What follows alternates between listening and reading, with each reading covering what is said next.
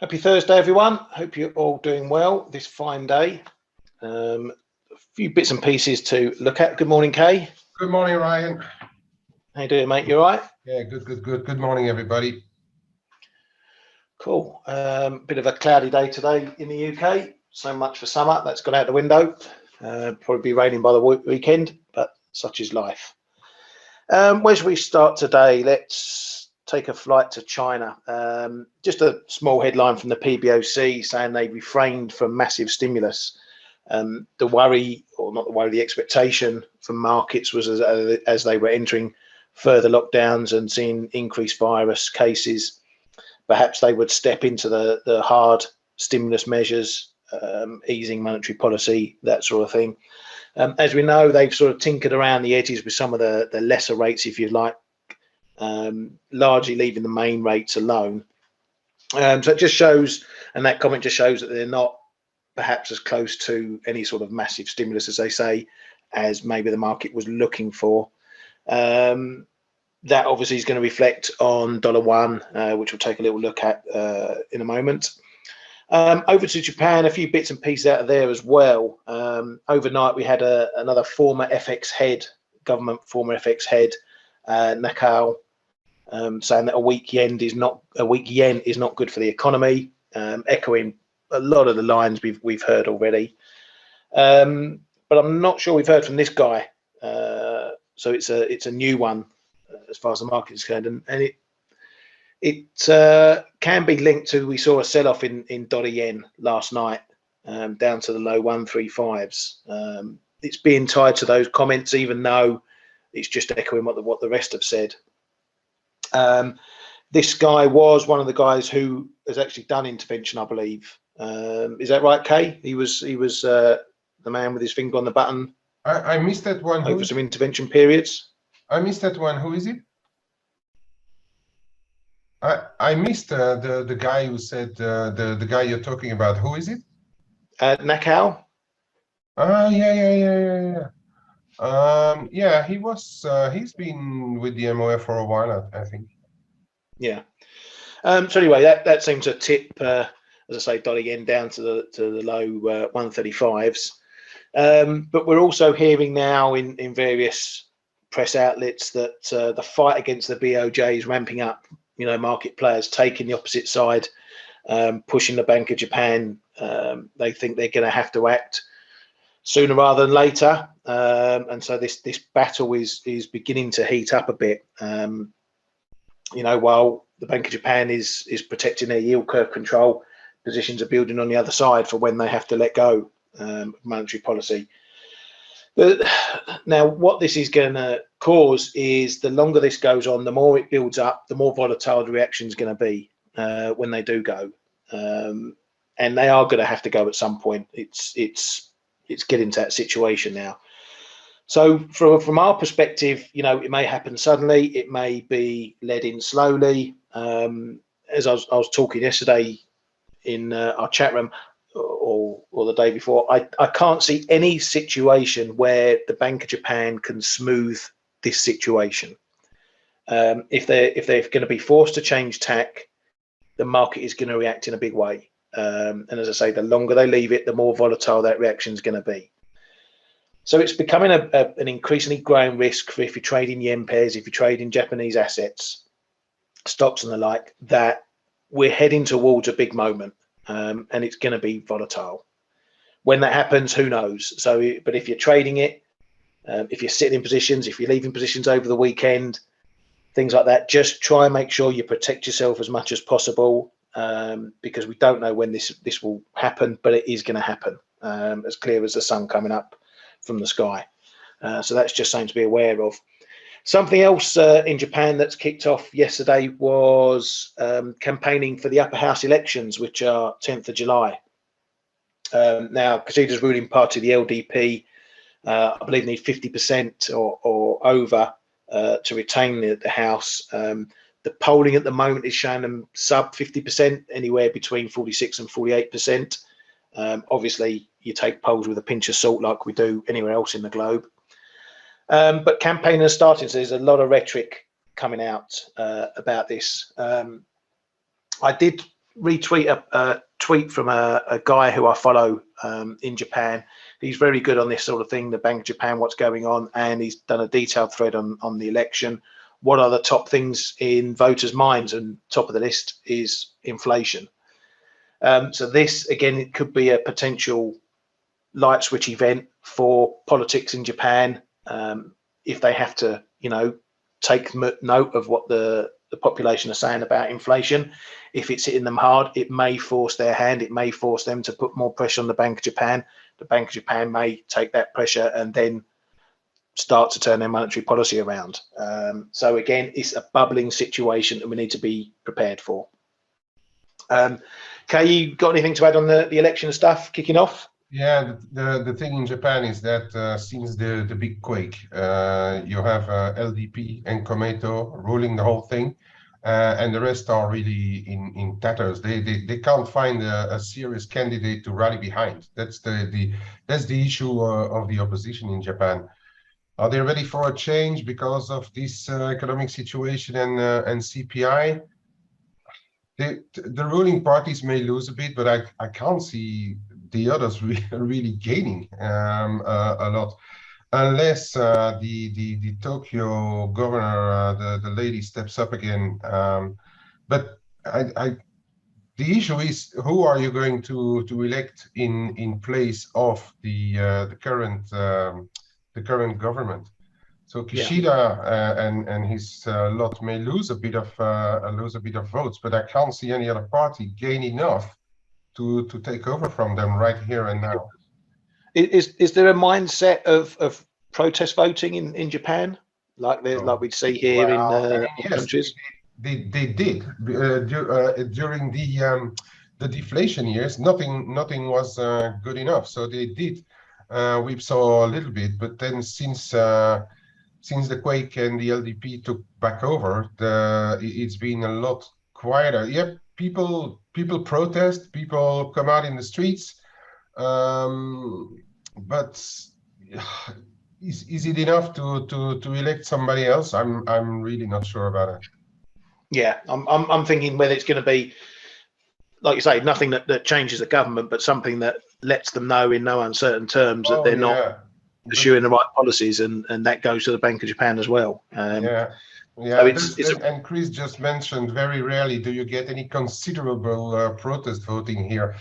As I said, the people come out on the streets, but then once they go to the polling stations, they tend to vote for stability, at least since the big quake. Yeah. But as I say, it's going to be another risk event to watch for Japan and JPY. July the 10th, that election is set to happen, so we're going to get probably a lot of campaigning noise from it ahead of that, and we'll see what happens once we get there. Moving over to the US, obviously we had Powell yesterday in his first testimony. Again, nothing really new from him, all the same sort of stuff, but the market seemed to take a bit of a sour mood. I mean, it wasn't looking too hot before we went into Powell, but the continued questions from the members on how Powell is largely trying to affect policy to lower the economy, to take the steam out of the economy, some heat out of the economy. I mean, he was accused of wanting to make growth suffer. And his line was, no, we don't want to make growth suffer. We don't want to send the economy into recession, but we want to lower growth. Growth is still growth, but he doesn't want it running as hot. And he's trying to adjust this for the supply-demand imbalance that's causing inflation. But the market kept hearing lines that, employment, it could come down, could be hit. It could be a hit to the economy, growth slowing. And it just got a bit moody and a bit sour, a bit more risk-offy, and we saw that reflected in yields and stocks. But by and large, nothing really that we didn't already know from him. So not really much to move on there. There was some data, a report from a payrolls firm in the US, UKG, suggesting that the numbers they watched, and they've got some sort of live numbers, that employment was strengthening in June. So that particularly may counter some of the negative feelings about the US and whether employment is going to start rising, if the June numbers are going to come in strongly, which we'll obviously find out at the payrolls. But also today we have got on the calendar the weekly jobless claims, and they've been trending a little bit up. I tend to look at the 4-week average on this one, and we can see it's just been starting to move up again. So those claims, the average just rising a bit there. Nothing big, nothing huge, but it could be similar to what we see in the NBA, where we just see a change in the short-term trend, and it might start impacting the numbers. There's not a massive correlation between this and the NFP, so this move up in these numbers here doesn't mean NFP is going to collapse in June, but it's a trend you just watch, and we'll see what happens with the numbers and whether this UK report is going to be right and the numbers are going to be strong. Around the other markets and the other data points, we've had PMI day, bit of a mix and match across the board. Look at Australia, up in manufacturing, down in services. So showing a bit of a two speeds in the economy after things are reopening, what's going on, what sides are being affected. Obviously, supply chains are still a big part of manufacturing, though maybe not as much in Australia with the gain there. Japan as well, again, another topsy-turvy one, down in manufacturing, up in services. Largely, all these numbers, the 50 is the line in the sand. That's when you go from to contraction, and if you go below 50, that means those sectors are contracting rather than expanding. Into the UK or Europe rather, France, Germany, Eurozone as a whole, all produce negative numbers for the PMIs there. And then the UK sort of bucked the trend a tiny bit. I mentioned, just an off-the-cuff funny comment before the data in the chat room. I said it'd be funny because the mood is so sour on the UK at the moment. I'd laugh if the numbers came in better in the PMIs, and thus they did. Another bit of a flip around though, bad in services, bad in manufacturing, up in services, but not perhaps as bad as the market might have been expecting, considering it's supposedly all doom and gloom here in the UK. And the PMIs are going to continue into the US session. We get the US manufacturing PMI from market, not the ISMs, so this is just the early flash numbers. And then we get Fed Powell testimony number 2, which by and large should be a repeat of what happened yesterday, so tends not to have any anything explosive coming from it, but there's always a little risk, so I'll try and be glued in as much as possible with plenty of coffee on the go. Just another bit of risk for the pound in the UK. We have got 2 by-elections today, one up north in Wakefield and one down south in Devon. Now, this is being looked at again as a bellwether for the mood over the leading Conservative Party and Boris Johnson. These by-elections, they're pretty much on a hiding to nothing. The reasons why we've got the 2 by-elections is because one of the MPs got done for sexual assault, and the other MP quit the post because he got caught watching porn in the House of Commons. So, not 2 reasons why you'd want to re-elect a party whose MPs get up to those sort of antics. But also with the cost of living crisis and everything else going on, one of these areas, Wakefield, used to be a strong Labour constituency. Then it switched to the Tories, and likelihood is it's going to switch back to Labour. Again, this will get some discontent further from Boris Johnson's enemies in his own party as to whether he's fit to lead the party. It's all going to depend on how badly the Conservatives lose. If they lose, then we'll start to get that talk coming up again about how he's not fit to lead. So potential risk there, small risk for the pound because, it's not going to lead to anything like a general election, but it's just going to be a leadership challenge, and it's a bit more political uncertainty into the mix. So that's pretty much from as far as I can see from the numbers. Norges Bank hiked 50 pips as well. I'll let Kay look at some of the knock pairs there. 25 pips was expected, so another central bank joining the 50 pip party. They also expect their rate path to be in 25 pip increments going forward, but they do put in the caveat that they could be larger if need be. Anything standing out from the Norges comments, Kay, you want to highlight? Yeah, I think one who mentioned the currency again. So they said that Norwegian krone had been weaker than what they had expected, which a lot of people would agree with. Looking at the sky high oil, the gas, Europe needing Norway more than before even. So I think a lot of people were a little bit how shall I say, surprised by Norway reacting very fast to negative news or negative moves, as we've seen. So I think mentioning the currency might keep the market on its toes a bit. But then we had a couple of good comments also by Geert in our room, saying, yeah, but you have to look at the Norway debt. The population is highly indebted. That is not new. I would argue it's not a new thing. I went to Norway in the 1980s, and the people were already talking about that. But we can also not forget that Norges Bank is selling Norwegian kroner even less than before, but selling Norwegian kroner every day, and I reckon that may have to do with it as well. Of course, the Norwegian companies have to buy Norwegian kroner to pay taxes, but they are not buying every day. So, but where the Norges Bank is selling Norwegian kroner every day, I think that is the one of the reasons why Norway is underperforming, and then really gets hit when things like gas and oil are coming off.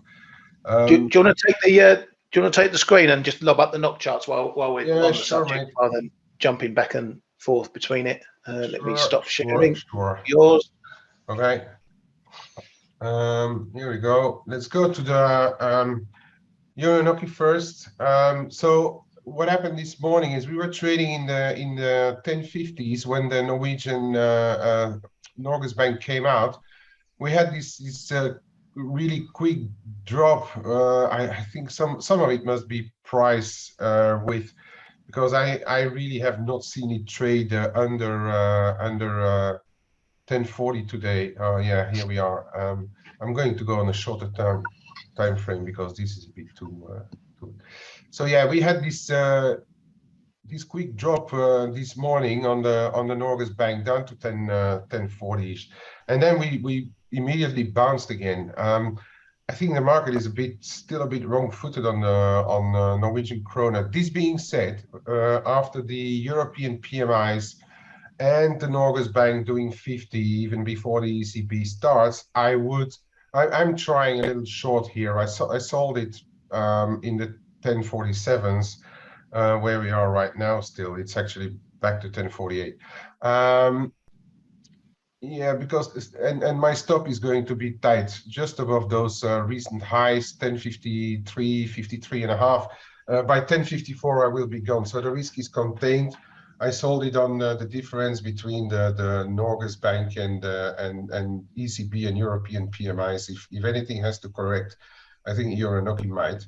On the dollar NOK, I'm seeing a lot of people trying the dollar NOK short. That's taking a bet on the dollar going down, which I'm personally not ready yet. Yes, if NOK strengthens, both the dollar and the euro NOK will come off. But what if the US PMIs do not disappoint this afternoon? I could see the euro dollar do another leg lower, back down to 104s. So if it would have been weak NOK, I would have bought dollar NOKI, but if now that they hiked more than the medium expectations, I prefer to go into the euro NOKI. So that's my that was my kind of state of play. If Norges Bank would have been dovish, I would have probably bought dollar NOKI. But now I'm the other side, so I'd rather sell euro NOKI. Psychologically, for me, it's easier. Let's put it that way. Okay, let me move on to a couple of other things I'm looking at. So first of all, the spread here in the spread on the peripherals is it's calming down, but we stay above 2%. So but for the time being, I wouldn't really hang my hat onto anything on that side. It's looking like the market's taken a pause. It's not quite ready to see that come down further, but it's not ready to ramp up. So it's sort of simmering. Let's call it that. Yeah. And that's what I've been talking about in the chat rooms as well lately. When you look at overall moves, you see the yields are going up and down, and then you have things like the yen reacting to it, or emerging markets reacting to it.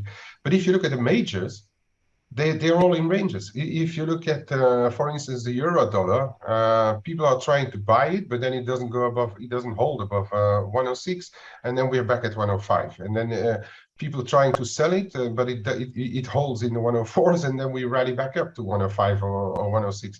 And same a bit for the cable. It was looking extremely perky yesterday again. And but then you hit above 123 and the party is over, and we're back at 122 the figure. And then this morning it was looking weak, but then this 121.55.65 is playing again. And then the sterling, of course, got its relief from the PMIs, which it should do, I think. But then again, we're back at 122. So because of those yields, most of the time moving in tandem one with each other, I think the majors in FX, we are in the same situation as those spreads here. Try not to sell low or buy high. If you want to trade something, try and trade a range right here and now, I would say. So the drop in the euro, and that was funny after today's PMIs in the Eurozone. This is the differential between the German and the US 2 years. So yesterday they were trying to price, I don't know how many % hikes in the ECB, whatever. And then today you get one print in those PMIs. And what happened? The differential just increased by 20 BPs. So my scale is inverted, okay? It's because I want to overlay it with the move in euro dollar. So the higher it goes, the tighter the spread is between Germany and the US. The lower it goes, the higher the spread is in between those two, just to make clear. So and then what happened today after those PMIs? Bang! They priced out a full 20 BPs of the final ECB rate cycle. It's absolutely crazy. We people who have been in the markets for a long time, they know, well, we knew that rate guys were the ones who normally steady the ship, and they were the slowest and the most stable people to react to individual numbers. I'm not saying about on central bank decisions or so, but on individual numbers, they were the slowest bunch in the dealing room. And now they are just weather vanes. If you look at this June, in a couple of sessions, the differential going 45 BPs, it's a lot. It's really a lot. And so now those, and you can see it even on the 10-year, the differentials have also shot up in favor of the euro, and now coming back collapsing, which is, these are actually funny times to trading, because we really see everybody reacting like weather vanes. So keep a close eye on this one, because it's a real driver for the euro dollar. Okay, this differential. So then moving on to Well, my daily goal is really coming down. The ranges are getting more narrow. We tried below this 1828. We recaptured it, then went up to the 1845. People were saying, "Hey, here we go," the other way around because yields are going lower. But then you get like a couple of average numbers, economic data out, and here we are again, back onto 1830. I think we really are in the range, possibly in this little channel. We really have to break 1807.11 here before being able to talk about a lower level. Top side 1860, and then this bigger zone 1875.80. Inside that, I'm not going to do much really. Okay. On the silver, exactly the same pattern. Had this big move, then we started to wave those waves. I still think this 2090 zone in silver is going to be important for the short term. Above there, the mid 21s, and then you start to look at this 22 figure 15 again, which in my opinion is break back above this time could be real. Let's put it that way. And then moving over to the emerging markets, dollar max has come off quite a bit. Just came on to close to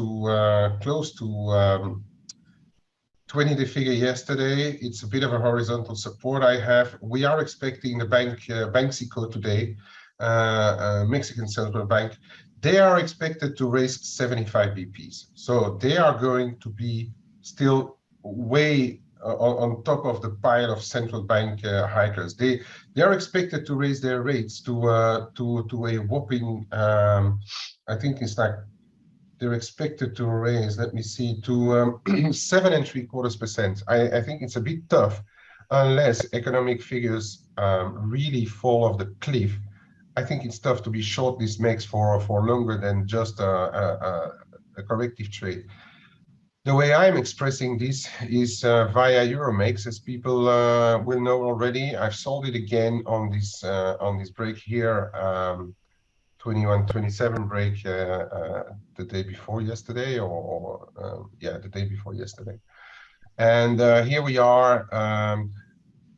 Broken a small support here, but I wouldn't qualify it as a really big one. I took a slice off this morning at 2109.5, which is welcome ahead of the Banxico. But I think if there's one that could really suffer from the big interest rate differentials, yen being a little too volatile for my liking right now, is Euromex. You're getting good carry. And as long as we are now below this 21.27, I would say it's oriented to go back into this traffic zone. For now, that's about it. I'm seeing Arif question on crude light. Really, crude light for me, I'm just a spectator, and I'm trading the rest out of on the back of it. But this is something I quite gladly not trade. But what I can see is that we are here, then we have another one here. So this, as people were talking about, this 105 zone is pretty important, and we are trying to break below. I don't know really if it's gonna have enough legs to go back sub 100, which would be a bit of a psychological move in my opinion. And then moving on to this 95, 96 that a lot of people are talking about. A lot of people I hear talk about this 95, 96. But if we get a slowing economy, this one logically should come off. But then you have OPEC trying to, whatever they say, trying to keep the stuff high. It will all depend about how demand is going to go further from here. I'd say if we get back above 110 and then 113, 115 here, then we could revisit the highs. Why not? But as I said, I am not personally trading these. I'm using it to tell me what other instruments could do, such as Nokia, such as Canada from time to time. But I'm not really personally trading this. What else? Just Richard had a question on how you set up the TradingView charts for the bond spreads. Is it an indicator, or do you just put them together? Can you do a little technical? Yeah, sure. Showing? Yeah. Here it's so it's all here on the left hand side, top corner, Richard. So it's you type DE, which is the short for the German rates, and then you put the 0.2, and then you can choose your maturities, the tenors. So you could do 0.2, 0.5, 10, and then the Y to express you want the yields.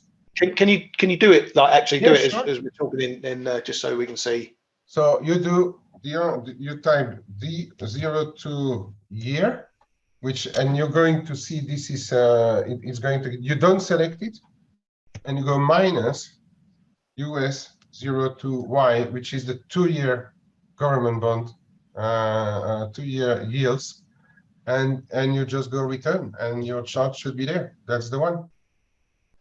Cool. So I'm doing it again just to show you guys what it is. Do not select the choice you get. Just go return. This is it. This is the let me copy it and put it in the chat. There. That's the one. Okay. Cool. And obviously you just change the 2Y to 5Y, 10Y, whatever you want. Yeah. You can do it on for instance, on the sterling differentials. I'm using the 5 years because the 2 years is not really. Well, it will show you stuff, but the 5 is also watched a little more carefully by more people because it does include a fair bit of inflation expectations. So I'm rather using the 5 years on the sterling, for instance. So this is the one, and yeah, but the formula is really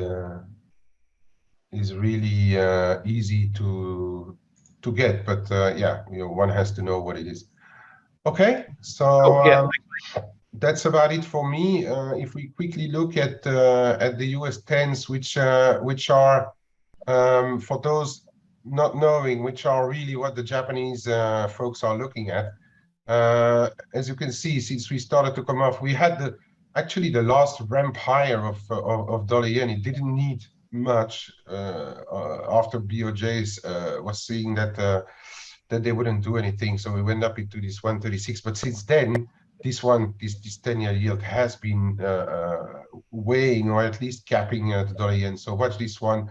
I think 305, 303, call it 3% is going to be very important if ever we get down there. Crawl back above 319, 320, 2021, 2022 on the 10s, and you will see dollar yen start to go higher again, in my opinion, if we don't see any intervention in the meantime. So that's about it for me, Ryan. Yeah, you mean grab those back? Yeah.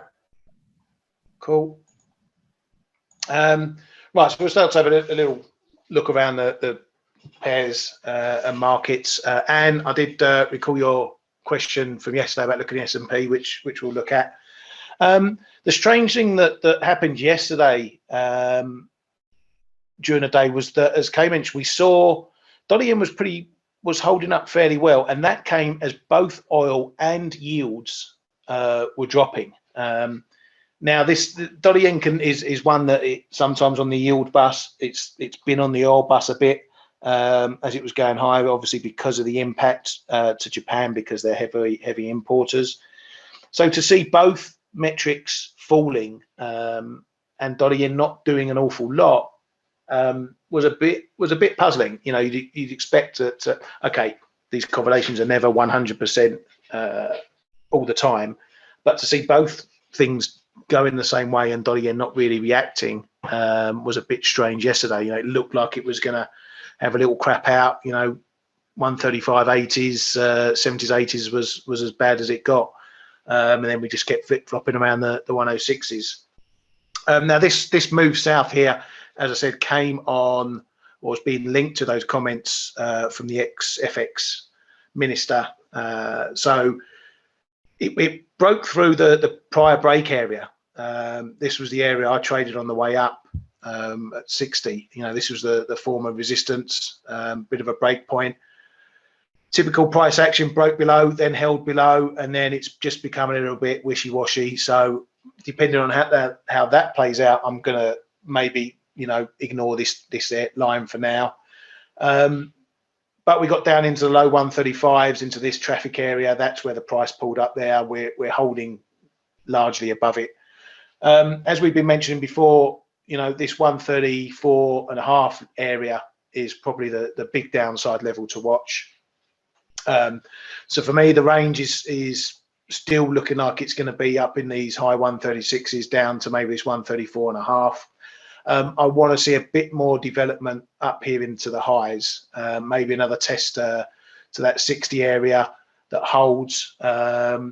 In a perfect world, we get another test of 70 that holds strongly. That'll cement the case for seeing a stronger top being put in place.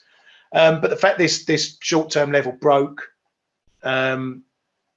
means that we need to extend this sort of mini range that we were seeing 136, 135. Just keep an eye on that if we get to these low numbers here. As I said, Anne was wanting to look at S&P yesterday. I just caught her comment as we were closing up yesterday.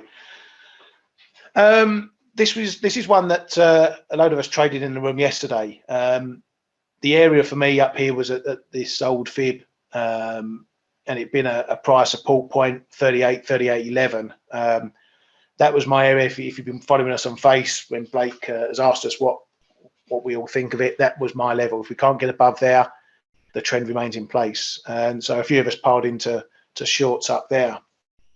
Now, just want to say something about when we talk on here about our trading and stuff, because it can, if you're not in our chat room, we talk about, yeah, we're in this trade, we got in this, we done this, we made this, whatever. It can seem a bit after the event, and I'm very much against that sort of thing, just giving after event information.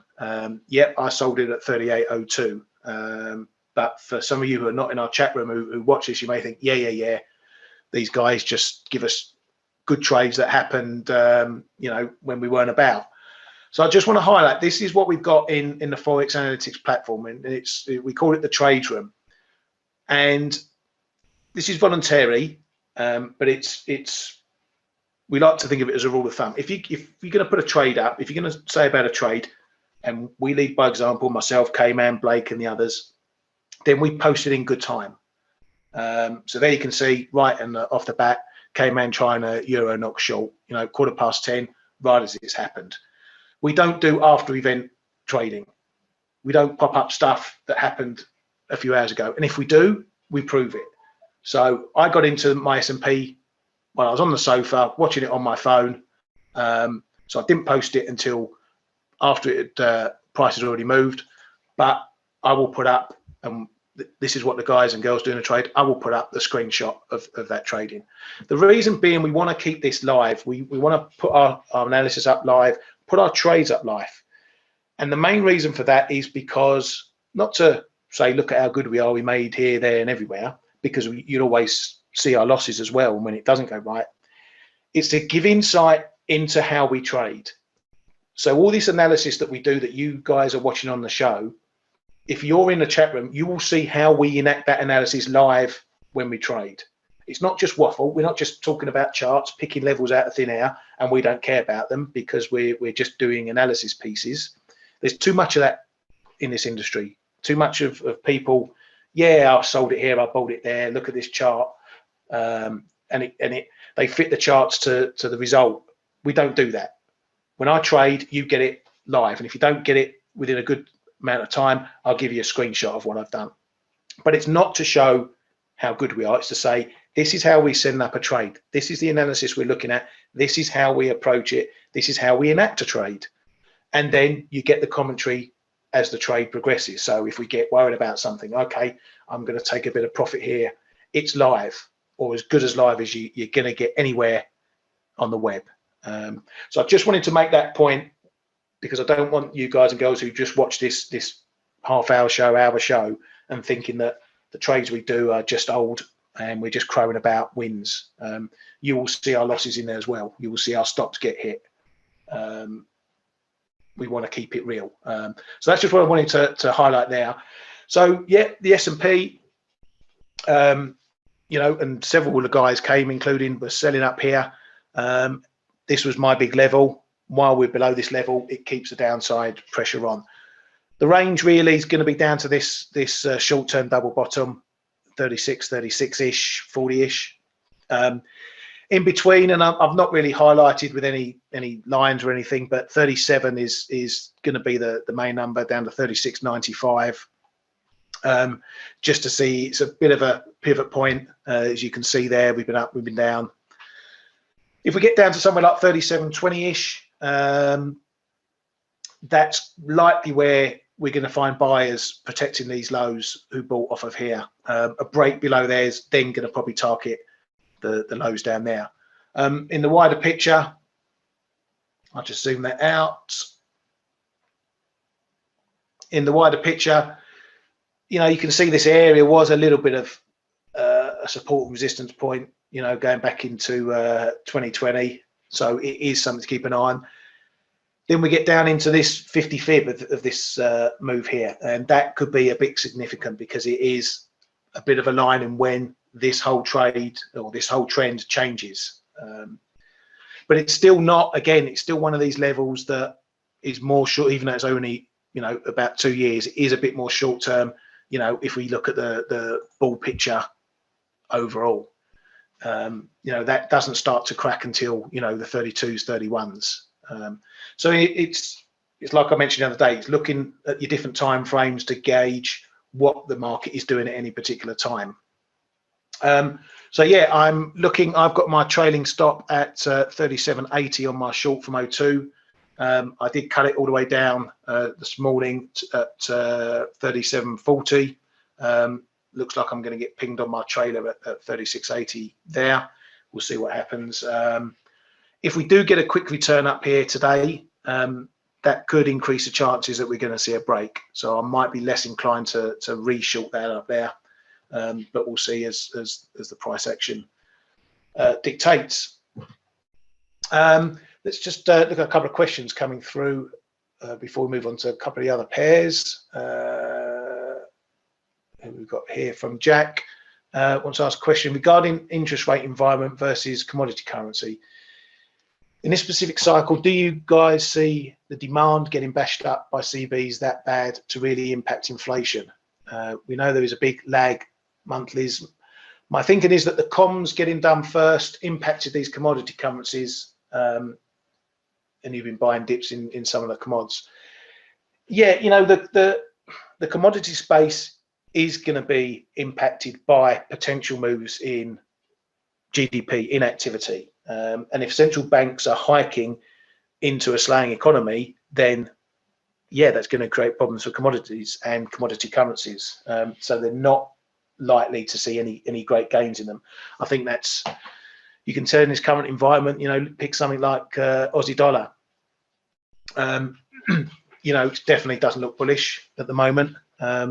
It's not looking overly bearish while we stay above these prior lows, but you know, just over the last couple of weeks, you know, or last week or so, just starting to see it turn south. It's more rally sell than dip buy at the moment, and that picture is reflected, you know, largely across the commodity space. But it's also there's lots in the mix with things like this. We've also got the supply chain issues; they're still running. So it could be the case that if we see those supply chains easing, and there were signs in the German PMIs that that's easing, that can allow some of the pent-up demand to come back in. But that could likely only be a short-term positive. You know, you then get a sharp demand boost as manufacturers can produce more and send backlogs out to customers, and then it dies off a bit after that initial demand pickup kicks off. So really, you've got two speeds you need to look at: what's happening in the short term with the data, plus what is going to happen with rates further down the line, and how that is actually going to impact economy. Recessions are being talked about all over the place, and again, pure and simple, it's going to come down to who's going to weather that the best. And for my mind, the US is still in pole position to weather rate hikes better than other countries. And if that's the case, that's going to be further supportive of the dollar. That's where investors are going to want to park their money.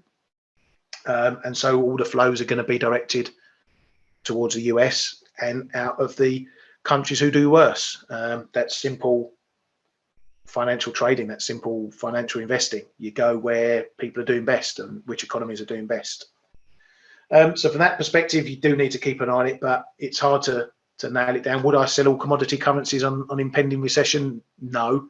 But I know which way the wind's blowing, and the price action is telling us that. So if I'm going to trade commodity currencies, I'm going to be more cautious if I'm fighting the trend, maybe less cautious if I'm going with it, picking my levels, of course.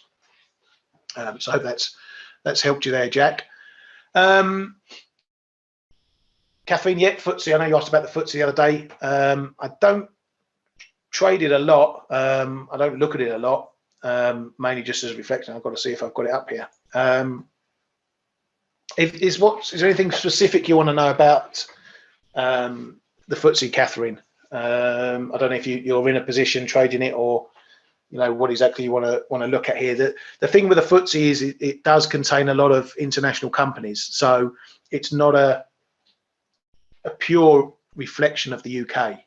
If you want a pure reflection of the UK, you need to look at the FTSE 250, sort of the next level down. That's more UK centric. Whereas in the FTSE 100, you do have more international conglomerates, who are listed here, companies like Shell, BP, that sort of thing, who are listed around the world. So when you've got something like that, the FTSE can be impacted by what the level of the pound does, what cable does, because obviously that reflects in profits in other currencies that these international companies hold. If you're looking at energy companies, a lot of the commodity space is priced in dollars. So that has an impact when you're looking at earnings and this index. Sorry, you said don't laugh, but I've laughed. You're trying to pick the bottom. Right, well, as I say, and again, this is another one of these trading contradictions, okay? People tell you don't try to pick tops and bottoms. And I say you can do that if you've got a reason to. So that usually comes down to the price action, straight off the bat. If you want to pick a top, try picking a top up here in the 76s. Where do you want to pick a bottom? You can pick a bottom quite clearly, potentially down at 67, 80s, 90s. In trading terms, that's all you need. You can find your levels, and you can assign your risk to those levels. If you want to get in the middle, then obviously tighten up your charts. 7,000 is obviously a psychological number. We've seen it support before, support areas before, had the little breakdown, support again. That's your bottom level. And you just need to, if you want to pick a bottom, then lean on these levels, and you can manage your risk against these levels. If you want to trade 7,000, you want to trade 1%, maybe give yourself 30, 40 ticks, stop, something like that, for 0.5%, 1% trade, whatever your risk parameters are, and that's it. You've got your line, and that's what you trade. Same thing up the top here. That's if I had to put my money on the line and say what levels will I trade, that's what I trade. I'd trade maybe 7,000 small. I'd maybe trade 760s a bit larger. Trade down here in the low or the high 67s. And that's what you do. I don't need to look at what the fundamentals are doing. I don't need to understand too much about what's going on. Purely from a technical basis, you pick your numbers and you just trade them. That's what we do. So I hope that's given you a bit of insight there, Catherine. But if you have, if you have some reasons why you want to pick a bottom, then please share them, and we can chew them over. Join the room. Yes, mate. said, Catherine should join the room, and Yeah, then she can ask any question to anyone, because there's not only us in the room, not only the folks part of the team.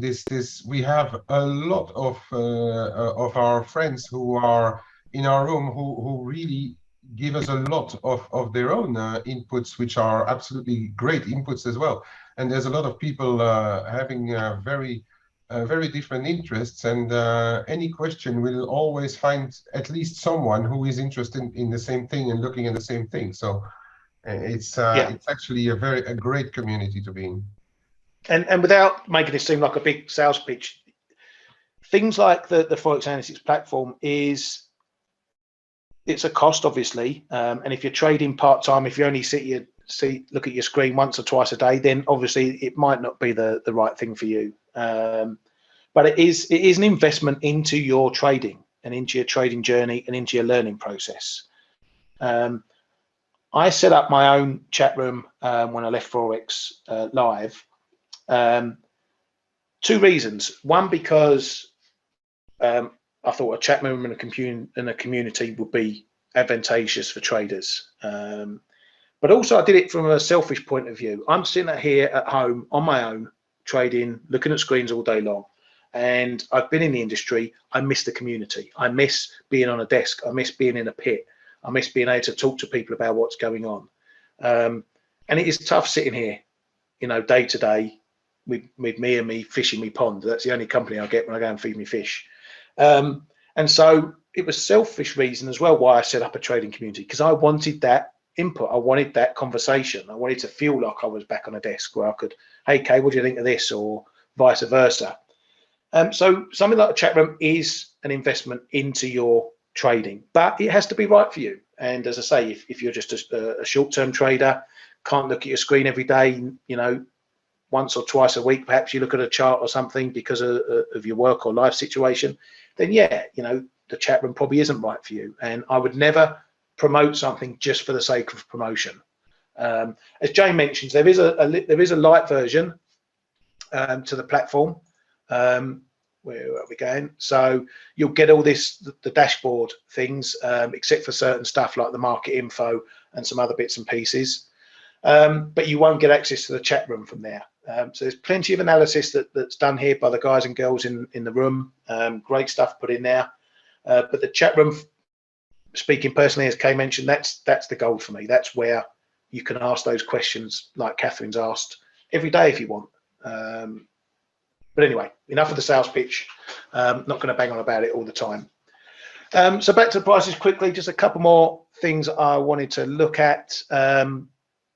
Euro sterling. Again, I'm thinking this is going to be dragging on for a bit before we get any moves. Again, we've had a move back above 86. I remain long in this one.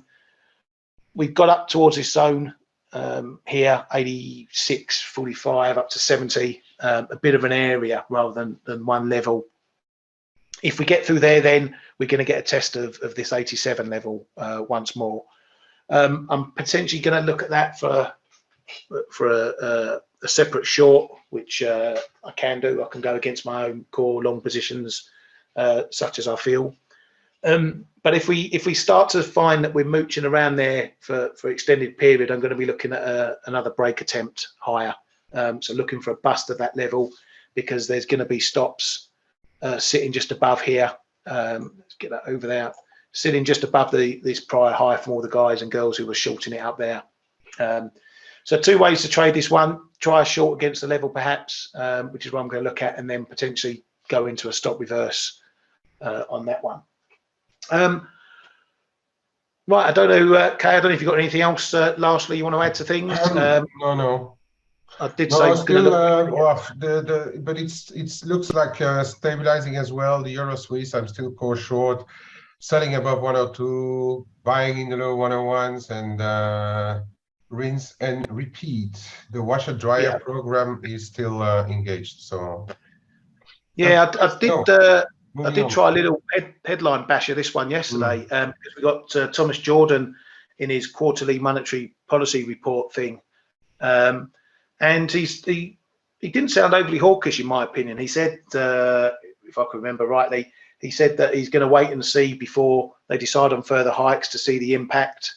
So it didn't sound like it was all guns blazing on hikes from him. I tried a little long in the 50s here, and 49, I think, managed to take 10 pips out of a bit of a position before I folded it for scratch when it didn't play ball.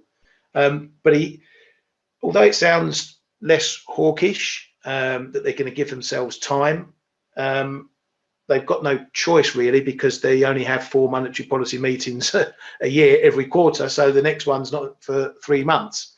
So they've automatically got themselves time. So there's just one there for the Swissy. Like you say, still in a range here. Don't ask me why this 30s level is a big level. That's what's developed. And that seems to be a bit of a line in the sand there. Break that and we could get a bit of a sharper move down, maybe towards these lows again. And as Kay says on the top side, I've got my area around about 102.20, 15.20. Kay's looking a bit higher, 40.50s, which would coincide with sort of this area here when we saw the original break down, and then we saw this bit of traffic as the price hit its head up here. So yeah, bit of range trading going on, and see if it breaks either way. $1 quickly before we finish the show. This is another one with that PBOC news. I wondered if perhaps we would see a bit more one strength here. Still holding up, so again a little bit middle of the road. I'm still looking for any sort of run up to the 678, 79s for potential short, or hopefully to take more profit on my current small long. But if we do get a move up here, it potentially means something's changed in the picture, so have to take that into account. Support wise, still looking down here into this the devil's number, 666s. If we break down there, then we could suffer and head lower. Anyway, that's it for today. Don't want to keep you guys and girls too long. Thank you very much, as always, for your input, Kay as well, and we shall see you tomorrow. Have a great day. It's Friday. Hey traders, this is Blake Morrow with ForexAnalytix. Thanks for stopping by our YouTube channel. Don't forget to like these videos, share them, and subscribe to our channel so you don't miss any of the content that we provide here for free. Thanks for stopping by. I'll see you in the next video.